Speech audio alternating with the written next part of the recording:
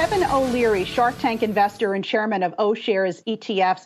Kevin, good to see you again. A lot's happened since we talked just a few months ago, and I want to bring you back to August of last year before Biden became president. And at that time, you thought that Biden wouldn't be bad for the stock market. You thought he'd be pretty benign.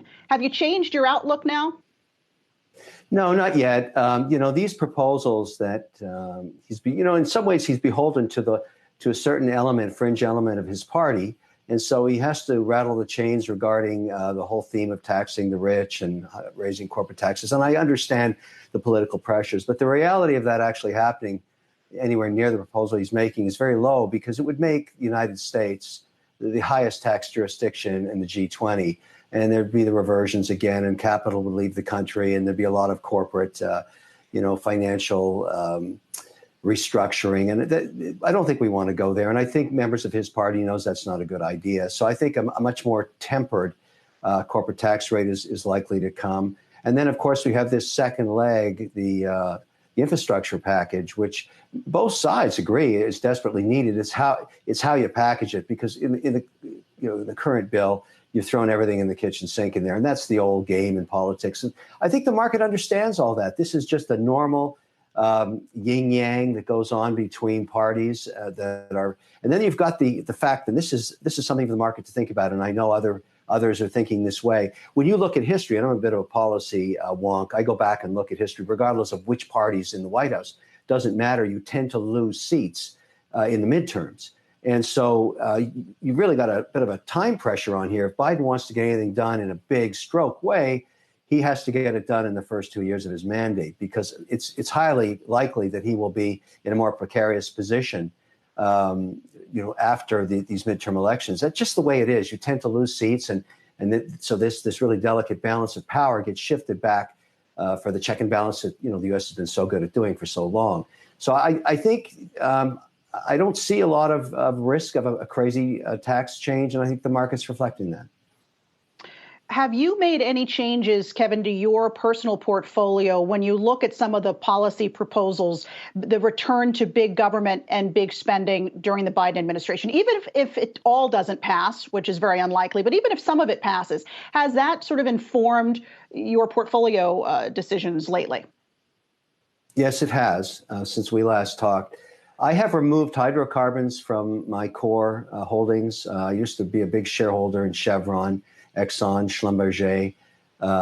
They are all gone. And it's not that I don't love oil companies. I think they're a very viable part of the economy, and they're doing their hardest to clean themselves up towards the ESG mandates. But here's the problem.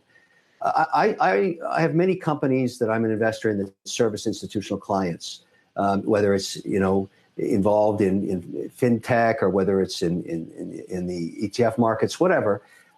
We listen very closely to what our clients want. And today, institutions, they have sustainability committees. They have ethics committees that sit on top of their investment allocation committees. And so if you're bringing in an idea, let's go to a 3.5% weighting in Chevron, which is a fantastic balance sheet, by the way, you're probably going to get shot down. And why that should bother you as a shareholder is you always want a core position to have it. The incremental buyer should always be an institution, should always be a sovereign. They're the ones that provide liquidity. But all of a sudden, you start to see these stocks being removed. Even the Larry Fink letter of just a couple of weeks ago that slammed the sector around ESG concerns.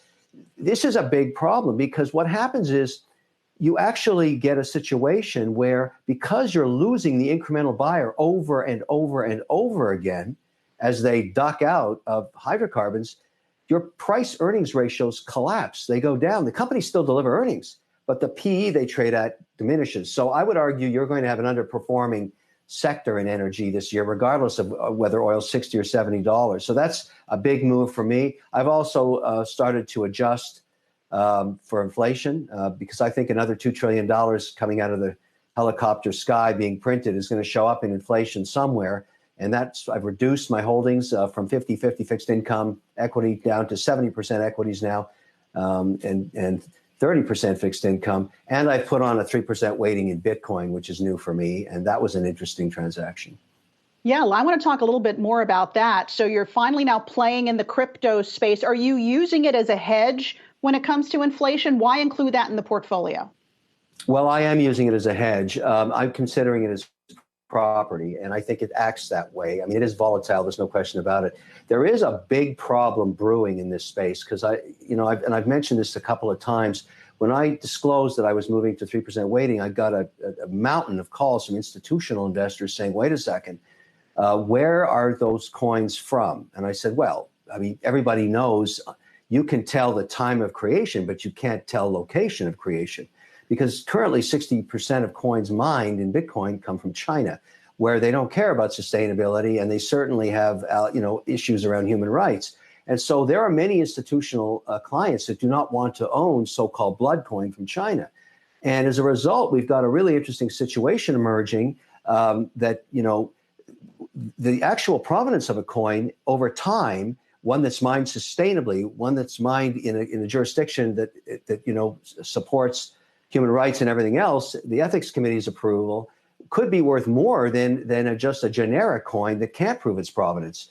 And I'm not sure when that's going to happen, but I have certainly shifted my holdings. I don't own random, ETFs with blood coin in them. I know the provenance of where my wallet coins were mined now, and that means I've had to take equity positions in miners. I've had to start investing in them with the covenants in place that I would like to be paid back in a royalty of a clean coin.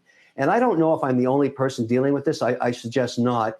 There is a huge problem going on in this industry, and you're going to see it come to a head at the June 4th, June 5th cryptocurrency here in Miami, crypto conference here in Miami. The industry has done a poor job in lobbying its case around sustainability. I spend a lot of time talking to CEOs of miners and various entities that want me to invest in their mining operations. Collectively, they've done a horrible job. They don't push back, and I'm hoping to be part of that solution. I'm trying to organize now a council of sustainability, certainly where I'll be investing in the companies that do set sustainable mandates. They will be the ones I invest in, and I would like to make them a showcase for the industry that we care about sustainability. There's no reason a North American miner can't lead the way and take away the leadership from the Chinese who do not mine sustainably. Now, that may not matter to you, but it matters to a lot of institutions. And until everybody gets on board and stops burning coal to create electricity to mine coin, it's going to start to have a huge differentiation like oil and water. We have got to fix this industry, and we also have to go back to our politicians in various jurisdictions, including Europe, including Canada, including in the States, where there's a threat now that some governors are talking about making Bitcoin mining illegal in their state if they don't clean up their act around sustainability. So this is a big, big issue in the crypto space right now. And Kevin, you mentioned you're in Miami. I know you're there shooting another show. Can you tell us anything about it? What can we expect? Well, I'd love to tell you about it, but then I'd have to kill you. It's a secret, but it's going to be coming out soon. I just finished taping it yesterday. It is an extraordinary format. I wish I had thought of it. It's about business, obviously. It's going to be on the CNBC network.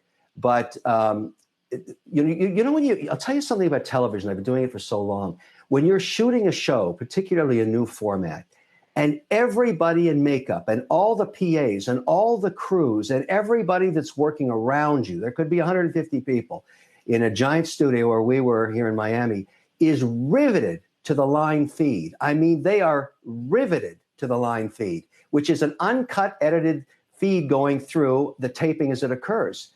You know you have a winner, and that's what happened here. Well, you might have to kill me. That's pretty aggressive, but we still love you, even though it's going to be on CNBC.